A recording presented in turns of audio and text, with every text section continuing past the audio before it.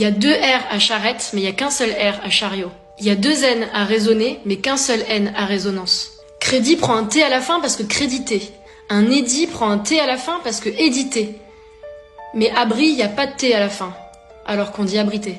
En français, le son S peut s'écrire de 12 façons différentes. Agrafe, c'est avec un F, mais paragraphe, c'est avec PH. Le PH, on le trouve dans les mots qui viennent du grec. Pourtant, fantôme, c'est avec un F, alors que ça vient du grec. Et nénuphar, c'est bien PH, alors que ça vient de l'arabe.